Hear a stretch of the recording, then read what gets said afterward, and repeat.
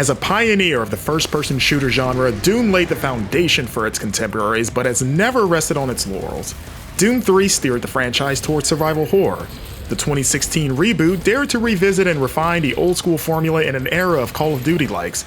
Doom Eternal, for better or worse, implemented parkour-esque platforming. Doom: The Dark Ages offers perhaps the best and most impressive shakeup of the series' tried-and-true formula. Incorporating visceral, parry-based melee combat is a thrilling addition to the already stellar run-and-gun action, making this medieval entry an absolute blast from start to finish.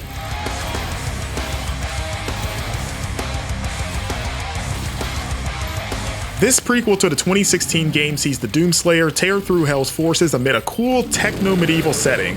Imagine King Arthur as a Borg from Star Trek, and that's basically the game's look. While it's a terrific aesthetic that perfectly complements the heavy metal soundtrack, the backdrop primarily serves as an excuse to add neat middle-aged twists to the Slayer's classic arsenal. The biggest and best change is the Shield Saw, a motorized serrated shield that lets players block and parry incoming attacks. While it's initially strange to use a shield in a Doom game, it is a brilliantly implemented addition I can't imagine playing without going forward. Parrying glowing green attacks adds another fun test of reflexes. It's easy to execute thanks to a generous parry window on the standard difficulty, rewarding an additional hit as you send projectiles back to their receivers. The exceptionally satisfying auditory feedback, which rivals the ear-pleasing bong when Captain America's shield connect, is the cherry on top. Speaking of Cap, lobbing the shield saw like a discus at foes adds another ranged offensive option, great for slicing smaller demons in half, saving ammo in the process, or stunning larger threats by embedding and drilling it into their flesh. I loved using the latter function to stop hulking demons in their tracks and riddle them with bullets. Performing a charging shield bash lets you rush distant targets from afar, serving as a great way to close gaps while keeping you moving across the often expansive arenas. However, the shield can only absorb so many hits before it becomes temporarily unavailable, so the action retains the series' frantic urgency to keep moving to outmaneuver and outfox enemies. Instead of trivializing the danger, the shield saw becomes a fun new strategy to juggle. Block or parry what you can, dodge what you can't, and never stop moving. Revamped melee combat further emphasizes Doom: The Dark Ages' more in-your-face action. Players now have 3 melee options: a brutal punch combo, a slow but mighty hammer attack, and, my favorite, an armor-shattering flail, to pummel ammunition out of foes, rewarding close-quarter confrontations with full clips. Like guns though, melee attacks are limited and must be replenished by grabbing pickups or blasting demons with guns, creating a nice system where close and ranged offense empower each other. Battling melee-centric adversaries became entertainingly rhythmic slugfest as I deflected incoming attacks while retaliating during brief moments between, capped off by executing the ever-bloody glory kill finishing moves. Doom is all about guns, but the Dark Ages has perhaps the best close-quarters action I've experienced in a shooter. Inventive new weapons bolster the smooth as butter gameplay. My favorites include the Pulverizer, which grinds collected skulls to blast wide spreads of high-speed bone fragments that simultaneously wipe out scores of demons. Another cool weapon is the Chain Shot, which shoots a retractable ball and chain, perfect for punching through shields and armor.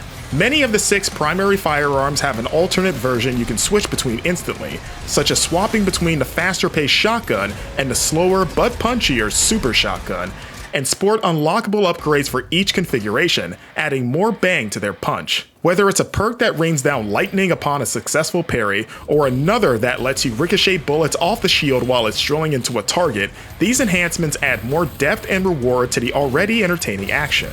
Best of all, you can eviscerate any enemy using any weapon, ditching Doom Eternal's more restrictive combat design. The Doomslayer's fresh bag of tricks allowed me to devise incredible new strategies to survive increasingly intense skirmishes where mobs can number in the dozens. Tossing the shield at a distant pest before instantly recalling it to parry an incoming attack at the last moment, then blowing its sender's face off with a shotgun blast, all while weaving between waves of beams and fireballs, feels incredibly cool. That's only one example of the fist-pumping moments that regularly occur in Doom: The Dark Ages.